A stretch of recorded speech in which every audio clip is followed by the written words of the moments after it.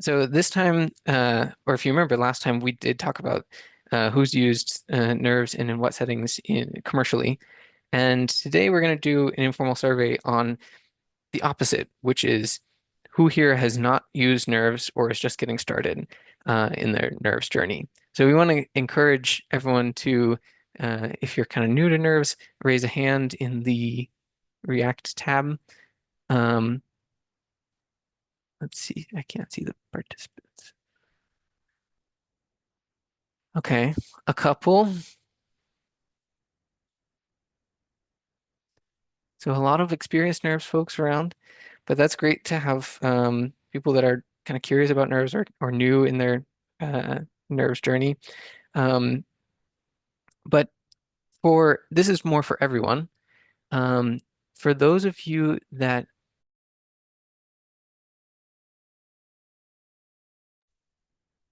You muted yourself, Gus, I think.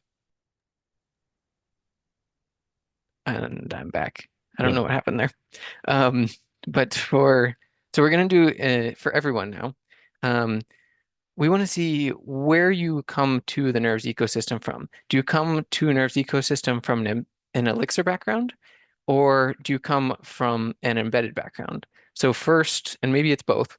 First, if you come from an Elixir background and you got your entry into Nerves from Elixir, maybe raise a hand.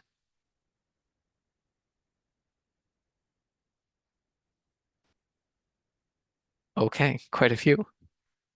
And let's check the opposite. If you have gotten interested in nerves because you did embedded work before and then found out how great Elixir is, because we all love it here, was that you? A couple hands? Yeah. Awesome. Well, thank you for sharing. It's quite a mix here that we have, and it's great to see that. Um, and yeah, it's great that we have a community that has a lot of different varied experiences. So now we wanted to follow up on that first question a little bit. And for those of you who are new to nerves or like relatively or like in your learning journey with nerves, we wanted to see if you would take a moment to share and um, just introduce yourself, share a sentence or two about what brought you to nerves, why you're interested in it, and what sort of projects you're interested in using nerves for.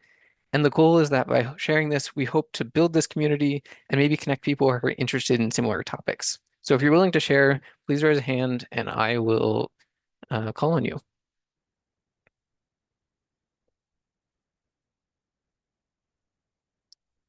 Claudio. Hey, hi everyone. I think I met some of you over time, so some familiar faces. So good to see you again.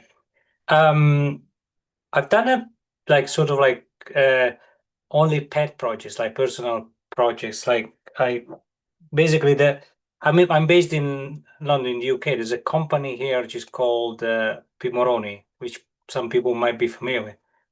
And I don't have a hardware background, so they basically take away a lot of the. I mean, I guess it could be the fun part, but I have a small child, so the fun part is very tiny now. So they do things like disk kits, where you just basically it does not much to do except plug in the Pi, or they got things like the e-ink screen, ginormous, like 7 inches, and all of the stuff that they do is in MicroPython, which is very limiting mostly because of the tooling. So this is quite a few years ago. I started to get interested in basically like how to do it differently, and I built like two or three of these things with different firmwares and things like that. But it's very limited from the point of view of the hardware side of things. Like there's maybe a sensor, lights. Um, Connected to Wi-Fi. Like everything is, nice and tidy from my perspective. Everything works nicely, but it's not very hardware focused. And so I'm trying to sort of like figure out as a complement because I just for work I make a web application. So it's like that part is fairly satisfied, but I want to sort of like dive more into the hardware side of things. But I'm um I'm sort of like trying to find, things that mostly are personal stuff. It's not something that I feel like I'm gonna push into a for now into a work or a job. So that's sort of like my situation. Very cool. That's a nice intro into nerves, and the Pyromony kits are very nice. Mhm. I Thank you. think I saw another hand. Was it Joe?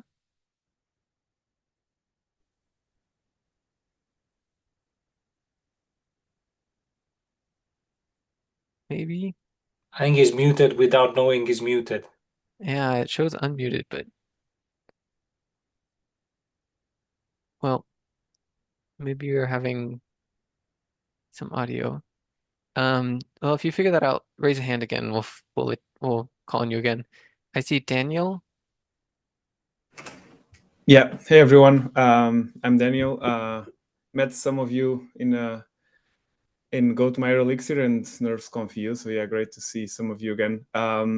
Yeah, I don't think I've ever done anything with Nerves. I've been doing Elixir for a few years now. And yeah, it's mostly like yeah, that curiosity around hardware and yeah, making things in the real world. Like sometimes we spend a lot of hours in the digital world, and since I can do art or music, my I guess my way is into some hardware stuff. So yeah, just very curious to yeah get started on a pet project and make some Awesome. things happen. Yeah. Yeah. It's definitely a different world being able to physically touch what you work on. Awesome. I see Ahmed. Yes, hello. Can you Hello. see, hear me? Yep, we can see and hear you. Okay, because I'm on the phone, something happened with my laptop and I could not join. So, yeah, I'm Ahmed. I live in Germany.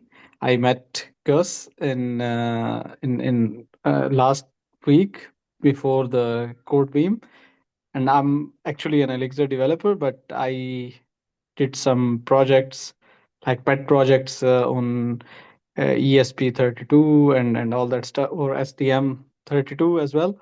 So yeah, and now I am focusing myself with Elixir, that how can I implement something on my embedded systems. And I actually ordered CAN heads and some connectors so I can use nerves to read data from my car. And I actually had the opportunity to get the guide from Gus Workman. So thank you, Gus. I already ordered; they are on the way. Yeah, so I'm really happy to be here in the small but very interactive community. So yeah, that's my small introduction. Awesome. Thanks for sharing, Ahmed. That's great. And Kevin, you have a hand up too? Yeah, sorry. I just wanted to say hi because I haven't joined a meeting in the past. And yes, I'm an Elixir developer from Hamburg in Germany, and I've dipped my toes into nerves. I've played around with helping out with the auto discovery in nerves. I've implemented the microtick discovery protocol, but it didn't end up because we settled on MDNS in the end again. But yeah, that was a fun introduction, and currently I'm working on integrating Elixir or especially nerves into Home Assistant, and I'm working on a little library which should make that part very easy from a developer side, which does all the setup and auto discovery via MQTT in Home Assistant. So it's super fun to play around in your home with these little devices. And yeah, just wanted to say hi, everyone. Awesome. You should drop the link to the library. It's a cool one. Um, but yeah, thanks everyone for sharing. It's great to see like we have a variety of people coming from different backgrounds, different experience levels. So I hope if you saw someone talking about something interesting, maybe make a connection and yeah, we can make this community stronger. Um, but we are gonna kind of get started now. It's about 7:15 and we have a whole bunch of people, 24. Awesome. Um, Yeah. So as you know, this is the second edition of the NERVS Meetup EU. We're like thrilled to have a great turnout for this event, and I'm glad everyone has enjoyed last time and came back. I love the community that we're building here. And so as a reminder, we meet on the second Wednesday of every month at 7 p.m. CET. If you missed us last month, we'll give here a brief overview of those of us organizing the event. It's not just myself and Chris. There's also Lars Wickman and Dennis Palmer. Uh, so we're kind of sharing the load of hosting, co-hosting, planning these meetups. So if you have any questions, ping any of us here in Discord.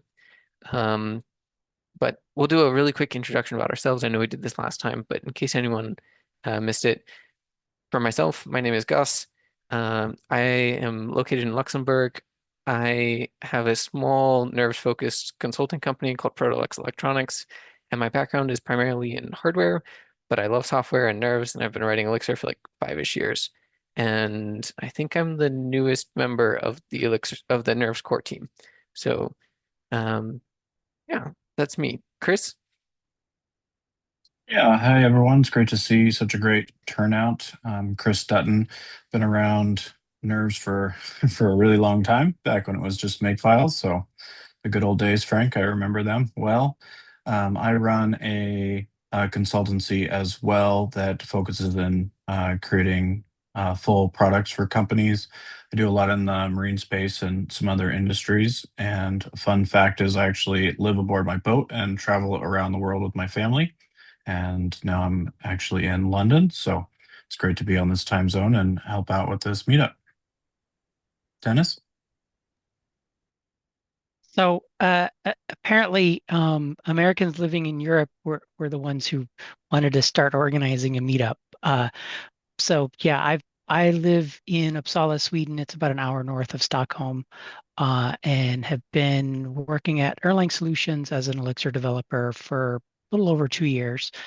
And I've been dabbling with nerves off and on for, I don't know, probably 7, 8 years, but it's been a lot more off than on. So uh picked up my yeah, so for me nerves is a hobby. But I'm building a robot, and hopefully we'll get to show it off at some point. But I got past the code part and I'm stuck in the 3D printing part. So it's I'm making progress, but having fun. So really excited to have the meetup here in this time zone, because the one in the US I always wanted to attend, but it was in the middle of the night. So happy that you're all here joining us for this journey. So thanks. Indeed. And Lars Rickman is the last one of us organizing. He's not able to be here tonight, but I believe most people in the community will recognize him. He's also on the Nerves core team, and he runs Underyord, his consultancy as well as involved in Nerves Cloud and quite a few things. I'm sure you've seen him around. Um, but yeah, that is those of us organizing the meetup. Um, a few quick reminders here. I mentioned this a few times now. We have a Discord server. If you didn't see that before, um, we will just drop it in the chat. Chris just did. Perfect. If you have any follow-up questions after the meetup, that's probably the best place to ask the speakers. Drop it in the general channel there. We also have a Blue Sky account, which posts reminders about meetups, remind you to sign up. Go give us a follow there. And the Nerves Meetup website where you signed up for this one, that is where you will see all upcoming meetups, all upcoming events. So we try to keep that up to date. I think that's all the housekeeping items. So that brings us to the main event. I'm really excited to introduce Alvise, who's the founder of Poeticoding. He is passionate about Elixir, machine learning, and building real-world systems. Alvise will be talking about using Raspberry Pi with AI to do real-time object detection. And so with that, Alvise, before I hand it over to you, just a reminder to everyone, questions are welcome throughout the presentation, but to prevent interruptions, try to use the chat or maybe raise your Zoom hand. After the presentation, Chris will host the Q&A, And after Q&A, I encourage everyone to stick around. We're going to try something a little bit different and have a little bit of like a social event after the presentation so we can get to know each other a little better. But more details on that after the presentation. So Alvise, it's all yours. Thank you so much, yes. Hello, everybody. So I'm going to share my screen. Okay. My slides. Okay. So you should see my screen now. Just at least part of the slides. Good, cool. So anybody here already played with object detection or in general vision models in Elixir? Nice.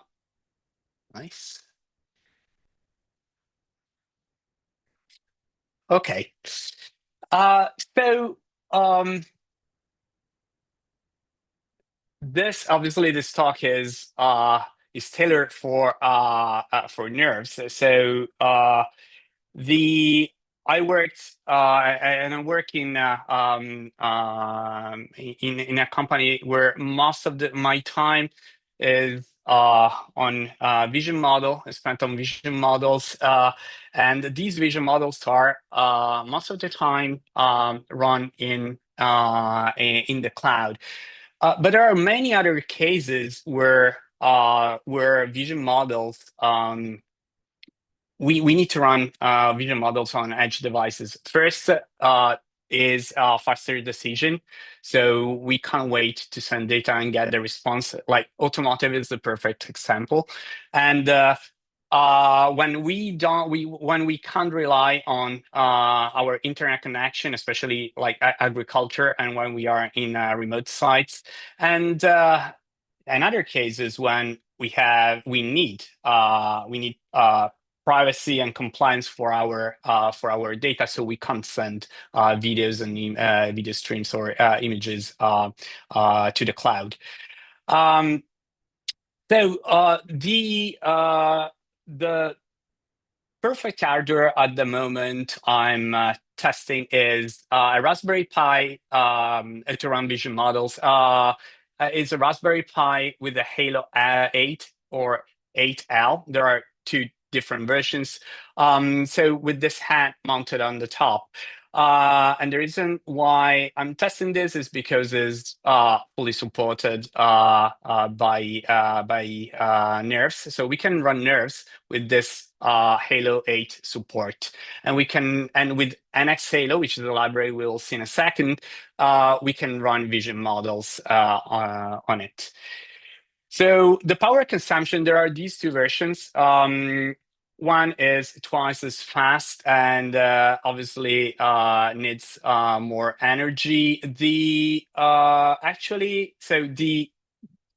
one I'm running right now is the Hailo 8, which is the fastest, and yeah, it needs around an average of 2.5 watts.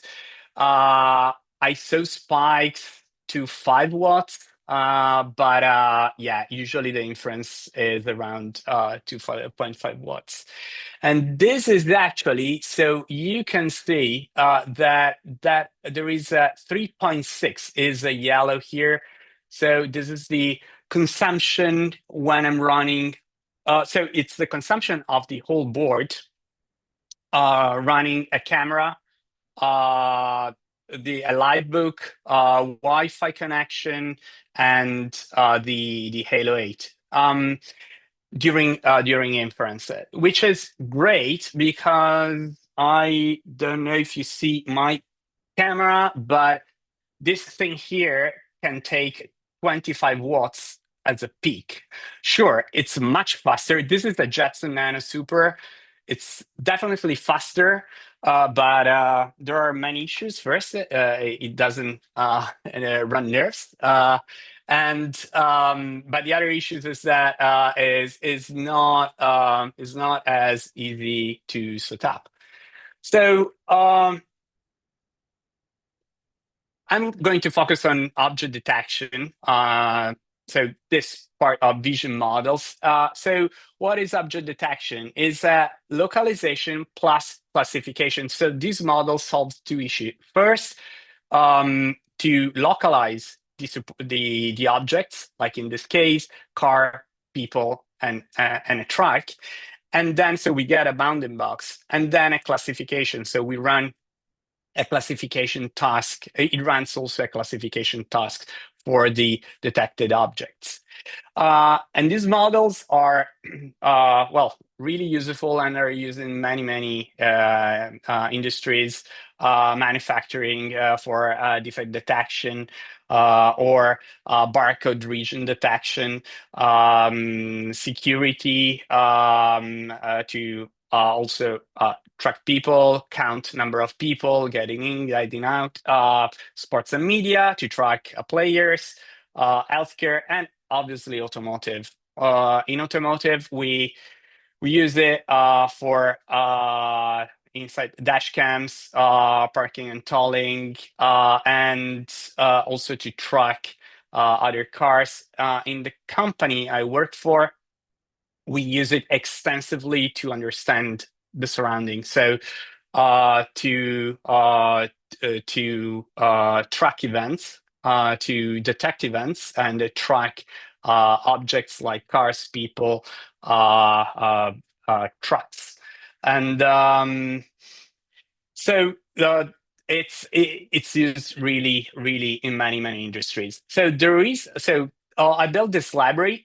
This library that doesn't run on nerves yet, because it's built on a NIF that it runs on many many devices with like a CUDA, TensorRT, so you can run it also on a Jetson Nano on the cloud, or ML, so you can run it on a Mac. And there are many other execution providers, and has been built with simplicity in mind and to be really fast. So as you can see, this is the code you need just to run inference, not just inference, but pre-processing, inference, post-processing. You just give an image, which like in a vision, a mat, and then run the detection and does everything for you. So what do we use for nerves? And we use Hailo, which is a library built by Paolo Valente and Vittorio Bitton. And this is the repo. So it's built as a firmware, so you can run it straight away just following the README, and it's really cool, and it runs these models directly on using the Hailo 8 hat. So yeah, you can go here and compile it, build it, and the final firmware will have also a model inside, which is a ultralytic Cielo V8. It's one of the most common. It's an M, medium. So if you have this, the fastest hat, the Hailo 8 should run at around 50 frames per second, which is pretty cool. If you add live view and some other stuff like the camera, probably the latency will be higher. You will have a lower frame per second, and as we will see in a second. Yeah, this is a little bit of these performance of these models. You see that the amp stays around 50 frames per second, but batched, which is not real time because we batch frames. Usually it's for when we edit or post-process some videos, it runs much faster. The reason why it runs faster than my Mac is because these models are quantized, so are shrinked. And so they run on int8 weights, and the same models usually on my Mac, they run on FP, so they use floating points, 32 bits. So it's a pain to port models, existing models, vision models to this device because you need to quantize, compile. There are many things. I also put the steps at the end of the slides, just in case I share, we share later the slides. You have some steps if you want to try this. It's a pain because you need an NVIDIA. You need a GPU to quantize. I think they want an NVIDIA. I haven't tried with the ATI, but so the cool thing is that you have many models you can try at this repo. This is the official Hailo repo. They did all the they quantized the models and optimize the models, so you can just download the files and train them out with the NX Hailo library. I made a little change to the repo, the NX Hailo repo myself. This repo is not out yet. I'm going to push everything just at the end. I didn't have the time to push everything by the end. So, but I will do it by the end of the talk. It's all ready. And I've added some helpers, basically because I've added something on the top of NX Hailo to make this talk a little bit more smoother. So what I brought is this MJPEG stream, which we'll see in a bit. Simple tracker, which is something I'm working on, which is a tracker. So not just object detection, but an object tracker to track the path of an object. This is a super simple implementation just to show that with Elixir, pure Elixir, we can also make a tracker. And we don't need acceleration for that. So a wrapper around an Hailo just to run YOLO without some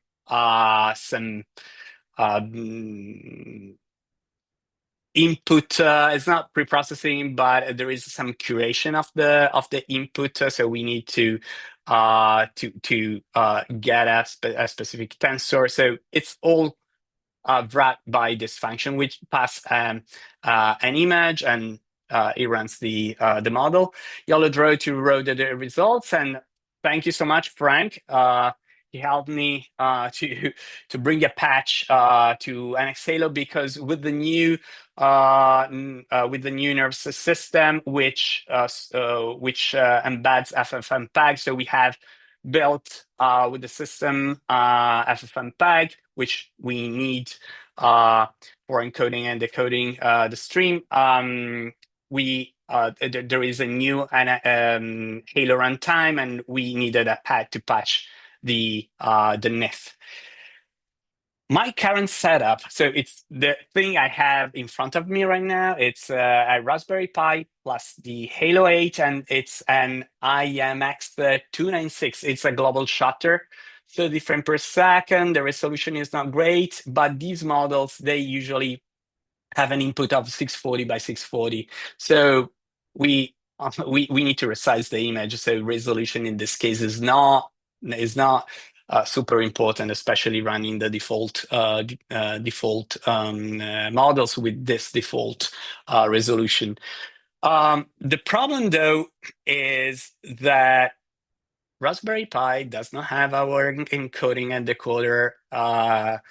So with H264, H265, I never went into the details of this encoding to decode and decode these streams, but this means that it's a pain to use the default Raspberry Pi video application and also to get frames using FFmpeg, using eVision. It's really slow because the encoding and decoding is done by software and not by hardware. So I found a solution. I don't know if it's, I mean, it seems stable. And I'm also glad if later someone has different ideas and maybe can benchmark this.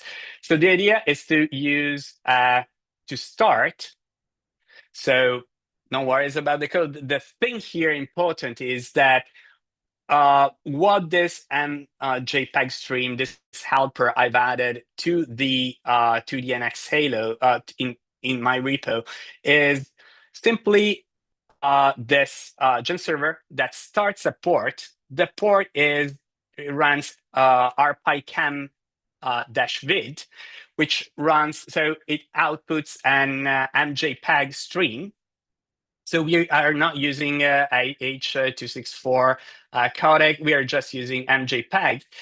And the port, the Elixir port, is getting a stream, a binary stream back. And Elixir is fantastic to parse binary. And this is super easy to parse. Basically, we have just these two, this binary, these two bytes as a starting of the sequence of a JPEG image, and then we have a JPEG image, which is what we need to run object detection. And the trick is pretty much this, and it's also really there is no delay and almost no delay, and compared to other solutions I've tried.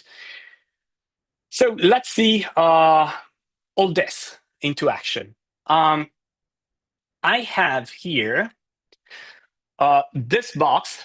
You can't see it, but I shown a picture. And I'm connected by Wi-Fi. It's a Wi-Fi back here, so there is a little bit of latency for that. And what I have here is all this set of tools.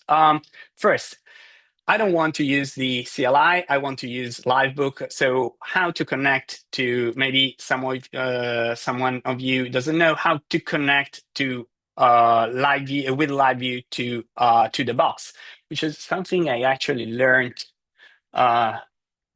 just a few months ago. So this is a good trick. So we start the EPMD, then we start the node. Oh, by the way, you find this Livebook here in the repo. I will upload later, so you will have this demo. You can try it out. We start the node. Great. You see that now we have this node hostname, but we need to set our cookie. Pretty secure. Great. And so we open so I'm opening the Livebook in my local machine. So I'm running the server on my local machine, but here I can connect. So if I click on configure, I can, instead of standalone, I can attach to a node. I can paste the hostname, the cookie, and that's pretty much it. We are now connected to the runtime of our Nerves box. So the application running in Nerves is it starts the PubSub, Phoenix PubSub, just in case you want to use PubSub to stream to pass the frames. But I haven't. I just wanted to start the JPEG stream manually. Great. So it started. So it's pulling. It's actually going through. It started a port. We can actually CMD. You can see that the port started this command here, and the resolution we are getting is 640 by 360. This 640 by 360, it's resolution I decided because I just need 640 by 640 images. So it's a good resolution for me. And oh, by the way, this is a grayscale, so it's a mono sensor, so I will get grayscale images. And as you can see, let's see. You can see it's quick. I mean, there is no delay with using a FFmpeg with H.264 codec. I was getting like 5 to 10 seconds delay. So to me, I don't know. I really don't understand why they didn't put a hardware codec for in the Raspberry Pi 5, but okay, never mind. So to load the model, we just need this Hailo. There is this, and tell me if it's big enough. But the thing is, the font I meant, but we have this Hailo V8M, which is the medium size HEF, which is this model built for and compiled for the Hailo 8. And here we just load some classes from a JSON, because this model is trained on a Coco dataset, which is the dataset of hundreds, 100,000 of images that and is based on 80 different classes. So we have these classes.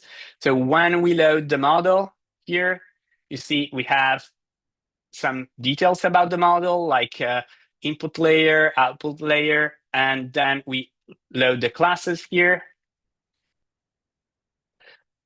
Okay, you see that person is, well, here is not sorted, but person is 0, which is the class I will mostly use today.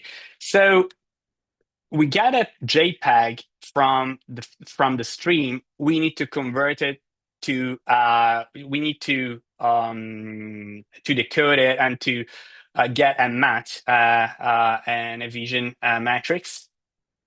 So again, this is that's it. Okay, this is again a conversion, and then we preprocess. This is again another helper.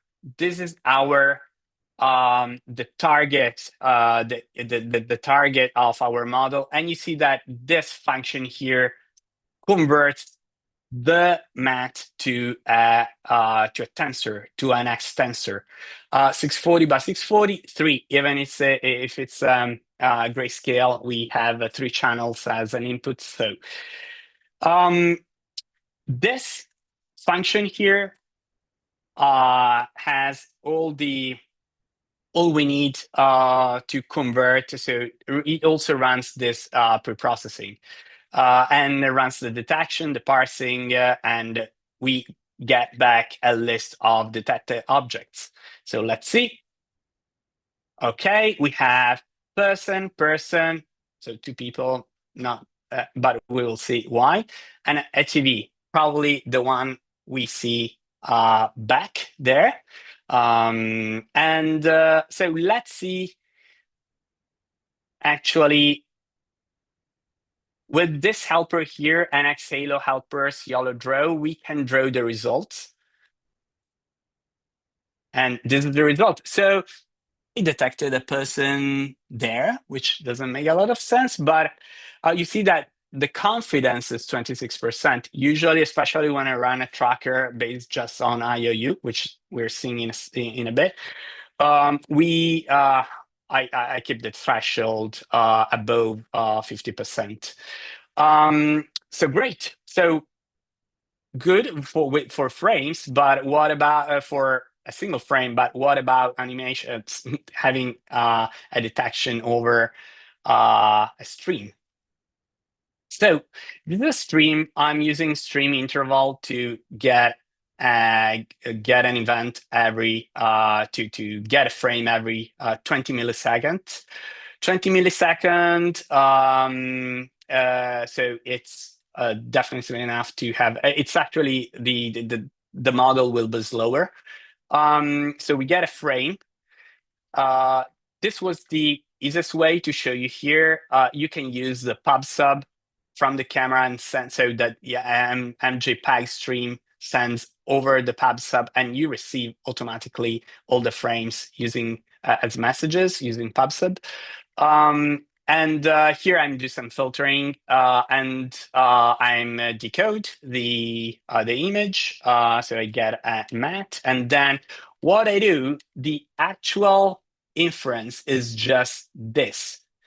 All the other code is just to calculate frame per second and to run a small exponential smoothing filter to get a frame per second, a smooth frame per second. So the cool thing is that YOLO is just this, what we need. Here, what I do is just filtering by class ID. 0 is a person, score above 50%, and here we render the detected objects with frame per second. So let's see, here we have the frame, and you see that it's pretty smooth. Even, I mean, we are running on Livebook via Wi-Fi and on a Raspberry Pi. So I think this is pretty wild. And the current consumption in watts, you can see is around 5 watts. So I think it's reasonable for the result we're getting here. The frame per second, I'm pretty convinced, is mostly because we have pre-processing and post-processing, and also we are running Livebook. So there are many things apart, and pre-processing, post-processing, and Livebook are all on CPU. So I think there is still room. And if we run Scenic, I think it should run even faster. So I just comment this because what about tracking, and what is tracking? So yeah, nice. We have here I opened, this is an issue I opened many months ago, and I started working on it just now. Implementation of tracking. We will be in a pure Elixir and also in using in some parts NX. And but what is tracking?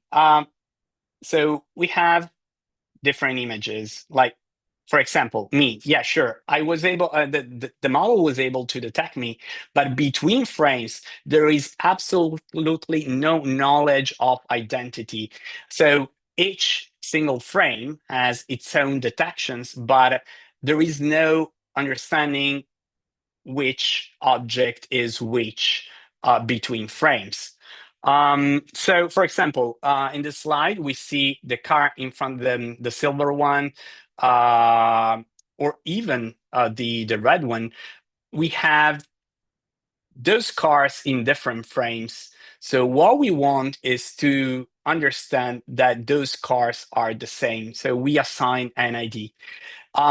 Those rectangles, I mean, these are detection bounding boxes. When doing object tracking, they become tracks because we track an object to create sometimes to create a path or to understand if it went out of the camera. There are many reasons why we want to run tracking.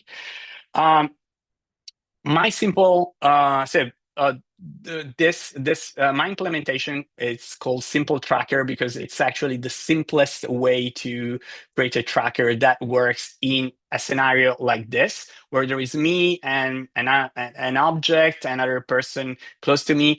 But it doesn't work in complex cases like overlapping, like traffic. It doesn't work on that. We need something that is far more robust, like bike track, which is what I want to implement in the next few weeks.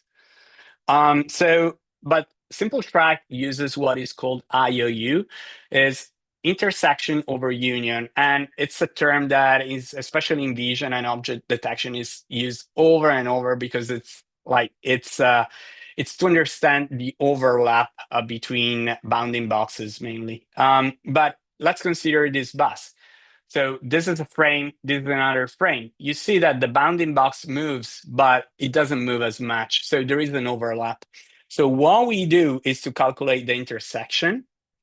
And we also we get the union to get the intersection over union. This is an overlap. This is basically a ratio of overlap. It's an overlap ratio. It's like a percentage of overlap of the bounding boxes. And this is the foundation in general of many trackers.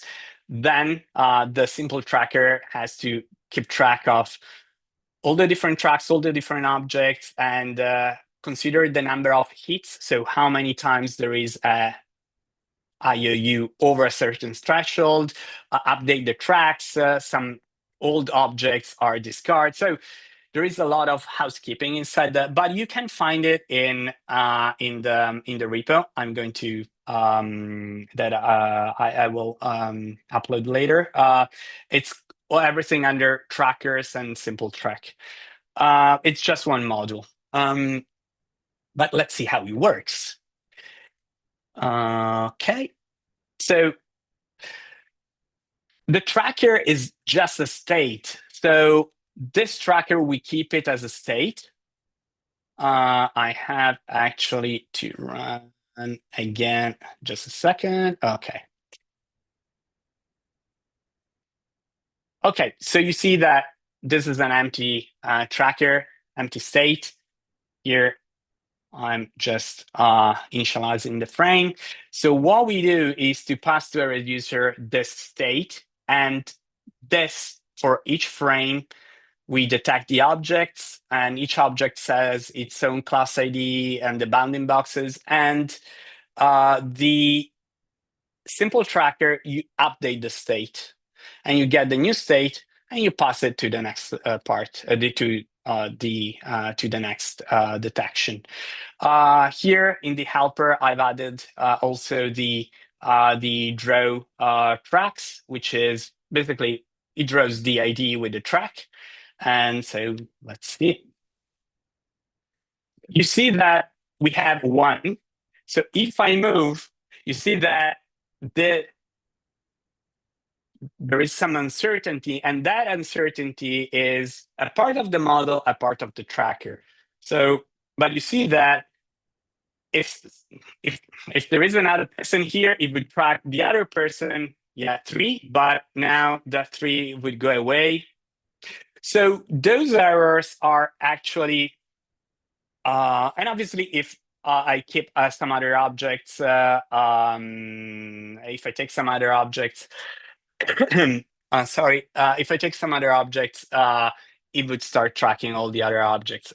This is a simple implementation, mostly to educate myself about trackers, because I wanted to ramp up and to start from the really easiest way, especially to understand the implications of a simple implementation on the CPU, and to understand also the acceleration. But what we want is bytrack. Bytrack is still IOU based, plus it's far more robust because there is a Kalman filter, there is a cost matrix. We also keep, right now with the simple tracker, we have a threshold of 50%. With this bytrack, we are able to understand when there is an overlap, and also keep tracking when people go beyond, behind some other objects. So it's something else I also want to make is that I'm working on is the re-identification. When we have multiple cameras, the issue is that there is no knowledge about. I mean, when we track bounding boxes is all great, but when we have objects moving from one camera to another, or coming back to our store after 5 minutes, is that a new person or an old person? We can't just rely on IOU, on bounding boxes. So we use models to extract features of the person or object to understand when these objects goes on and off from the camera. We try to re-identify using these embeddings. This is pretty cool, and it's not really, but it's another neural network model we need to add at the top. Something else I'm working on, I really try to make it work for this meetup, but yeah, I didn't have enough time. What is this? So this is a stepper motor to track. Basically, we mount the camera or the Raspberry Pi on the top of the stepper motor, and using tracking, we are able to track the camera like the one I'm here in front of me. As you can see, it should okay, no, it's quite fixed now, but it says it has NAI a gimbal and is able to track me. Pretty much, I wanted to do the same with a super motor. This is even too big as a super motor. Something else I'm working on, not vision, just if you're interested about, just ping me. It's so it's the recurrent neural network with nerves, always on Hailo 8. With this device, BTCino, sorry, Betalino, it's an EMG device, so it tracks, it detects the signals from the muscles, and we can recreate what Meta built with the neural band to understand the movement of the hand. And yeah, that's it. And just let me know if you have. I haven't read the messages, sorry. So yeah, let me know if you have questions.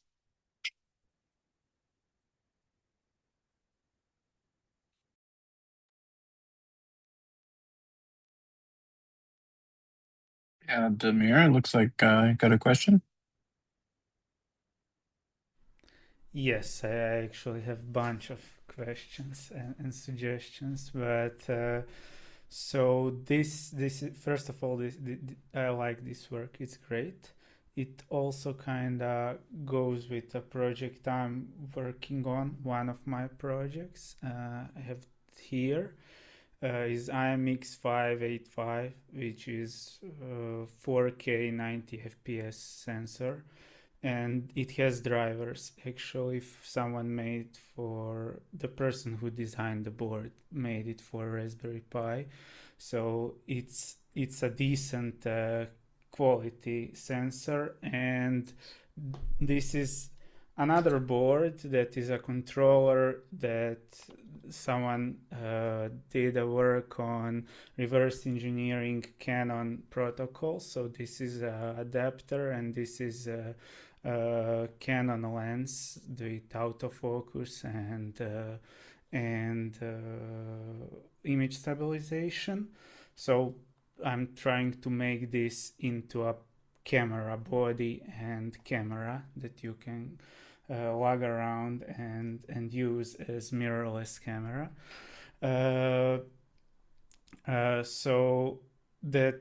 So I hope to also marry this with some kind of tracking and features for autofocus and stuff like that. So my question is if you want to work with me a bit on this, so we kind of join this effort. Also some suggestions, because I've been working on my drone project a lot with shifting around images and decoding stuff through everything. RaspberryPi can give you raw camera info in RGB. I don't know what you. My question is, what do you convert MJPEG to for NX Hailo? Because I think you can get a few FPS there, and also if it's developed as NIF, not as port, you could get a lot of frames there, because port always copies all the data, and Raspberry Pi is not very happy with copying images around. So maybe there is a solution to make this way faster. Yeah. So thank you so much, Damir. And so absolutely, I love to work with you. We met at the Guttmeyer, so yeah, definitely. I really love your drone project. It's crazy. So about RAW, I haven't experimented much on. So this camera issue is an issue. I mean, as people trying with the Raspberry Pi and Hailo and run some object detection thing. we've incurred in the last, I would say, 1 to 2 months. And so I've been trying. Yeah, I haven't tried Row, and especially I haven't tried. I started using Ports because it was good enough for what I needed. It's not good enough. I agree with you that with the NIF would be better. I just didn't want to also add something else to the cool thing is if we have better performance, more frames, if we need 20, even if we need 20 frames per second, it means less energy consumed. So I think that, yeah, sure, it could go faster or we could consume less energy with the CPU, I guess. I mean, because all this data being copying, the CPU handling the stream, for sure, if we have a NIF, probably we could manage it. The thing is, a NIF probably should be linked at that point to the lib camera, Raspberry Pi, vid something. I didn't want to go in. I mean, it's sure it's first doable. Second, there should be some documentation. I didn't have the bravery to go there, but yeah, thank you for the suggestion. Definitely, I see how this can give a far better performance. That's And I great. don't remember That's if there great. was another question, but Sorry, can I continue with Absolutely. conversation? oh yeah, So, I'll also it would be good to use membrane here.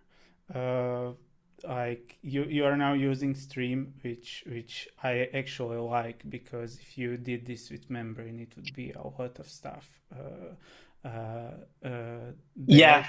The reason, oh, But like if you wanna go further, like is the part I would like to explore is like you get a stream from membrane, you make an element that does detection, but you still can keep original stream somewhere in the membrane. Like it makes it easy to split the streams and combine them and draw on top and do different stuff. So yeah.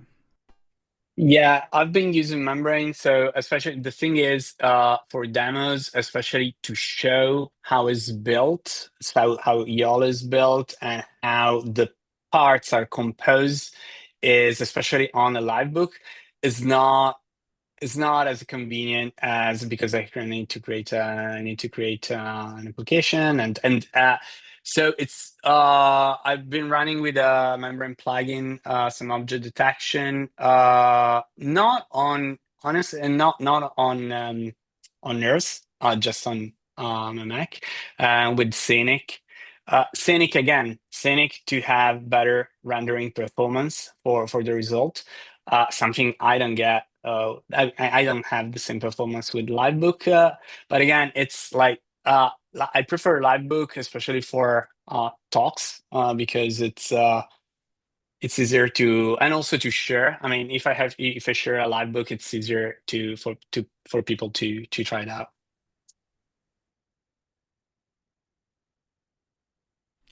Thank That's you. great. That's wonderful. Okay, looks like Claudio, you have a question Yeah, as well. it was. I was wondering, like you talked about power consumption. I was wondering about temperature of the device. Like, is any of this like remotely affecting the temperature? Does it get hot? Do you need to worry about that?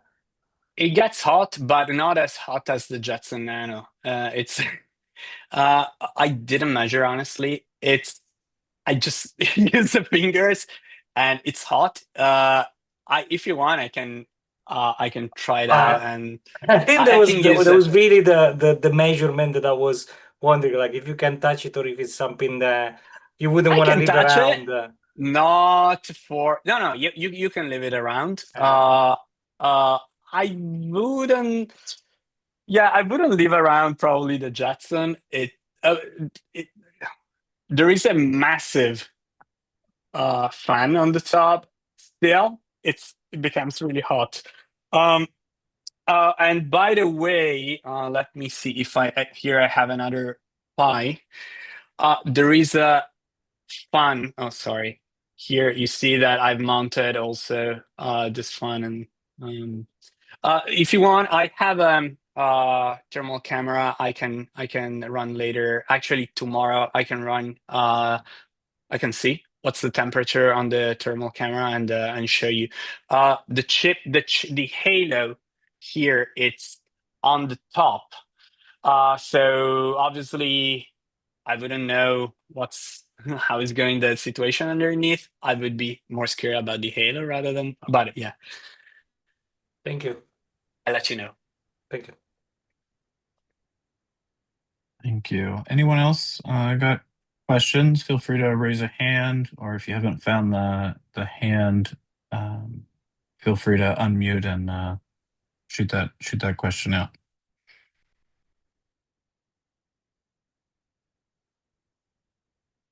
Okay, we got a couple hands here. Let's go ahead. I'm sorry for pronunciation. Heiko? Heiko? Yeah, Heiko. Heiko. Okay, thank you. Yes, first, very interesting what you did. Even see it in live looks great. My question is, what's the use case of this? Because I think something like object detection and tracking is it can disturb privacy, you know, and I would like to know what your intention is to do with it. So so this is mostly a side thing of my work on vision. So in automotive, we use tracking for so real applications are for ADAS systems and also so for to understand the for example the when we have stop signs or when we have cars in front of us and we need to understand the speed of the car in front of us, we need to track over frames the car. So this is, for example, an application. Another application is also to understand the path of a person on the sidewalk, to understand the path, to track the path, or to track if you have security cameras on the road, you need to understand you sometimes need to understand the path of the cars. For example, if you want to know if how many times some cars went on the road or yeah, here for example privacy concerning, but yeah, it's not just about tracking people or in the public and to understand what they do. It's in my case, what we do with tracking is to track events, to understand events so missed collisions, events, collisions between cars, to understand missed stop signs, red traffic lights, these kind of things. To understand if something is missed, you need to track it over time. And this is an application. Very cool. Very cool. Always good to understand some motivation behind some projects and and how you get there. So, Peter, it looks like you got a hand up. Yeah, hello. Thanks for having me. I love your setup and also what you did, trying to rebuild, kind of the same hardware. And I'm glad that I saw your setup because it feels for me I didn't do something very wrong. I'm trying to rebuild a mobile setup kind of with a battery pack, and in the event of having the the chip, the battery management chip, so I can estimate how long the battery will hold up. And I'm trying to also use membrane for the image recognition. And running a live view on top of it. And I'm coming from the web application. And my question is, you said the object recognition and measurement and all of that runs on the CPU. And also the live book, the live view. Do you know how much or what kind of ratio the live book or the live view will use on energy or a CPU cycle regarding in comparison to the object recognition? So is it like 10% or is it way higher? I don't know in percentage. What I saw is I learned this just for a talk I did in at the CodeBeam last week, that I was presenting. I wanted to use Livebook, but with Scenic I was getting on my Mac around 5 frames per second more. So it was on Scenic was quicker by 5%. Sorry, 5 frame per second. On a model running at around 30 frame, between 25 and 30 frame per second. So yeah, I would say that it's 15, a bit more than 10%. So but it's not, I wouldn't use it as a proxy to understand the performance. I mean, there is a performance improvement, mostly for the acceleration we get with Scenic to render those frames, and because there isn't data, a lot of data going to the browser. I don't know if honestly, I don't know if LiveView sends images as a with base 64 or as a binary via the WebSocket, but also disk also maybe can. But yeah, so it's not really an answer, but okay, there was definitely an improvement. It's not like 50% or 60%, unfortunately. Okay, thanks. Okay, I think we're going to do one more question here. Frank, you got your hand up, and then we're going to jump to our new social hour, half-hour experiment. So go ahead, Frank.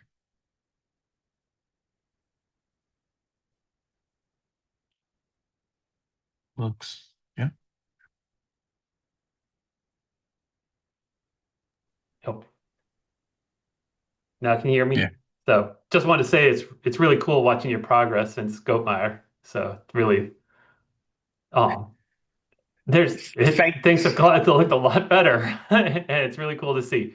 And then second, I was curious, are there, if we're browsing Hugging Face or something like that, because I don't really do much in this domain, but like just if I find, what kind of models do you think would work well? How much, could you talk about like how much effort it would be to maybe get this working under Index Halo, or kind of some things to look for?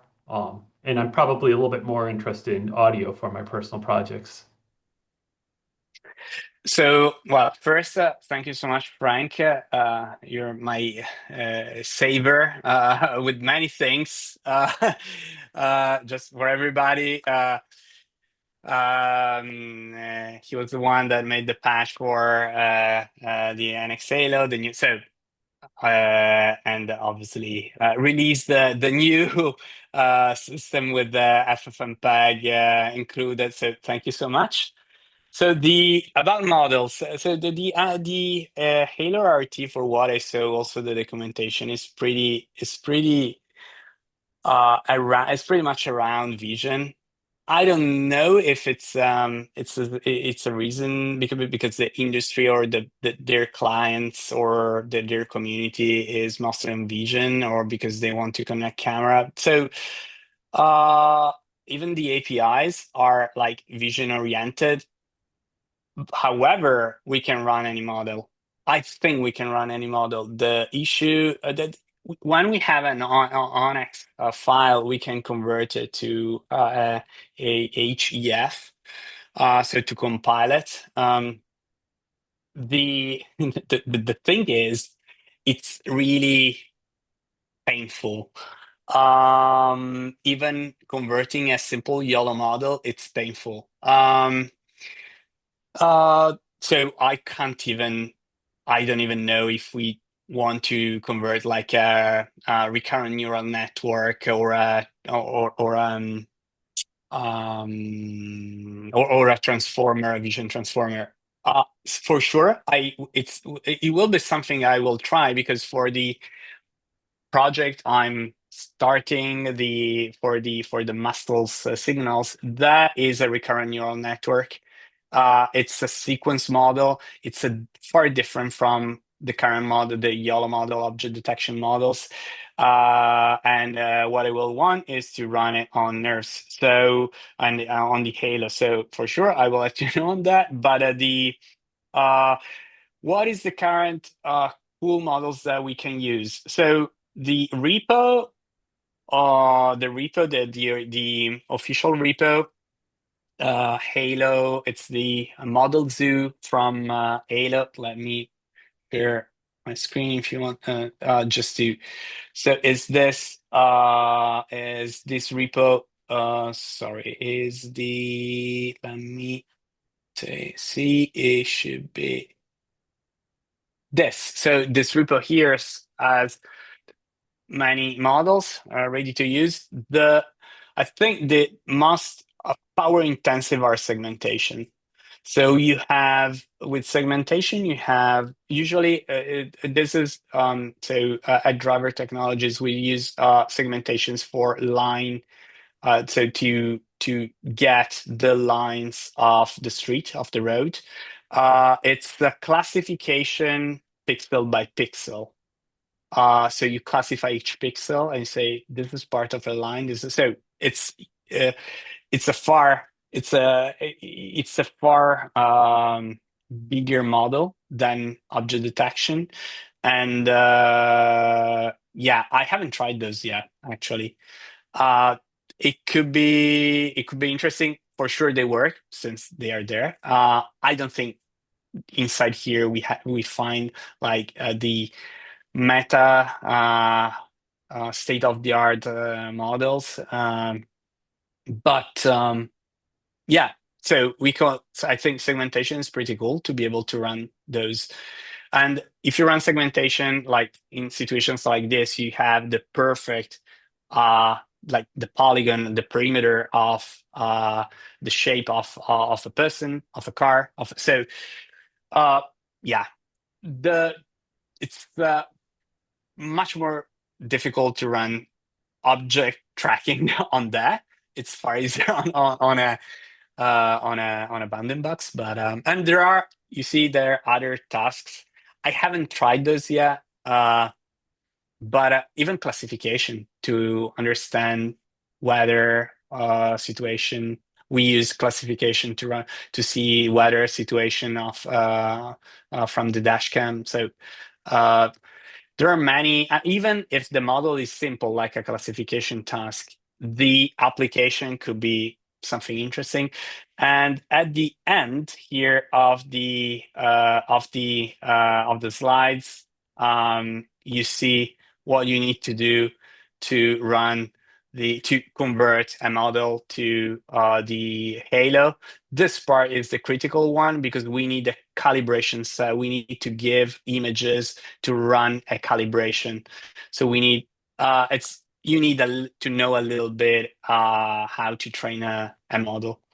But yeah, it's not the problem here is that it doesn't work straight away. You need to hack a little bit to understand what arguments to put. Cool. Thanks. It's great. It's always great when there's lots of questions. It means you got a very cool project you're sharing there with the group. So that's awesome. Sure, appreciate your presentation tonight. Also, a reminder: we do have the Discord server, and we can continue chat in there as well. Alvise is in our Discord server.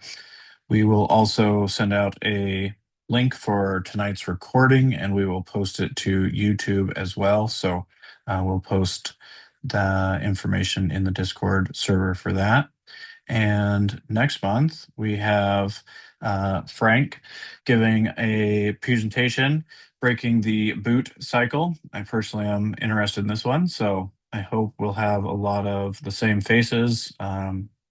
If you know anyone else that might be interested as well, please include them on any posts we make, and let's work on growing the community. Like Gus said, we are going to try something new tonight in an effort to kind of join the community together and people to get to meet and chat with each other a little bit more. In addition to our presentations, we're going to use breakout rooms. This is new for us, so we're going to give it our best bet and go at it. If you're not familiar with it, I'm going to control it from my side. You're going to get a prompt, looks like here on the left, pops up, and we're going to let you pick whichever room you want. There's going to be 4 separate rooms tonight. They're going to be share your current project, which you're currently working on, questions and help if maybe you're stuck on something. Others might be able to help you out, or if you had questions on getting started for some of those newer people joining us. We're also going to have one for just a general Elixir ecosystem. If something else besides nerves is on your mind tonight and others might want to chat. And then just a general chat, which would kind of be anything you would like to chat about. If you want to change rooms, that's perfectly acceptable. You're not stuck in the room that you first pick, so you can leave a room just like you would exit the Zoom call, except don't say leave meeting, leave breakout room. It'll bring you back to this main one, and then you can click breakout rooms down here and you will get back to the way to enter rooms. So I will present those now, and we are going to leave this open. Since the questions went a little bit long, we'll leave it up till, say, 8:45 Central European, so 25 minutes here, and then we will shut down for the evening. We sure appreciate you guys all coming, and look for communication on socials, and feel free to reach out anytime as well. Okay, here you should get the pop-ups now, and everyone enjoy whichever room. If you don't go into a room, it was great to have you, and have a great night.